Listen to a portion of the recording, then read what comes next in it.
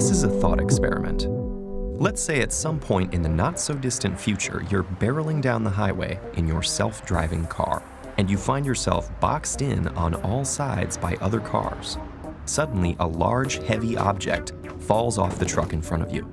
Your car can't stop in time to avoid the collision, so it needs to make a decision. Go straight and hit the object, swerve left into an SUV, or swerve right into a motorcycle. Should it prioritize your safety by hitting the motorcycle, minimize danger to others by not swerving, even if it means hitting the large object and sacrificing your life, or take the middle ground by hitting the SUV, which has a high passenger safety rating? So what should the self-driving car do? If we were driving that boxed-in car in manual mode, whichever way we'd react would be understood as just that, a reaction, not a deliberate decision. It would be an instinctual, panicked move with no forethought or malice. But if a programmer were to instruct the car to make the same move, given conditions it may sense in the future, well, that looks more like premeditated homicide. Now, to be fair, self-driving cars are predicted to dramatically reduce traffic accidents and fatalities by removing human error from the driving equation.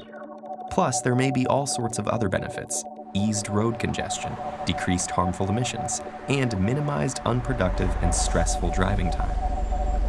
But accidents can and will still happen, and when they do, their outcomes may be determined months or years in advance by programmers or policymakers.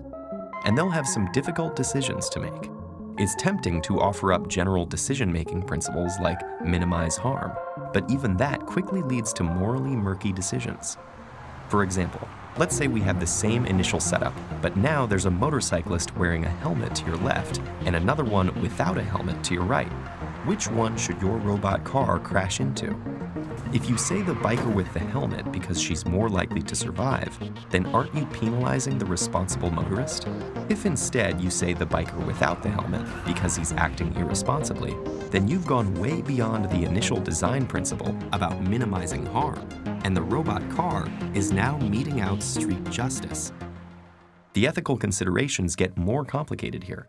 In both of our scenarios, the underlying design is functioning as a targeting algorithm of sorts. In other words, it's systematically favoring or discriminating against a certain type of object to crash into. And the owners of the target vehicles will suffer the negative consequences of this algorithm through no fault of their own. Our new technologies are opening up many other novel ethical dilemmas. For instance, if you had to choose between a car that would always save as many lives as possible in an accident, or one that would save you at any cost, which would you buy? What happens if the cars start analyzing and factoring in the passengers of the cars and the particulars of their lives? Could it be the case that a random decision is still better than a predetermined one designed to minimize harm? And who should be making all of these decisions anyhow? Programmers? Companies? Governments? Reality may not play out exactly like our thought experiments, but that's not the point. They're designed to isolate and stress test our intuitions on ethics, just like science experiments do for the physical world. Spotting these moral hairpin turns now will help us maneuver the unfamiliar road of technology ethics and allow us to cruise confidently and conscientiously into our brave new future.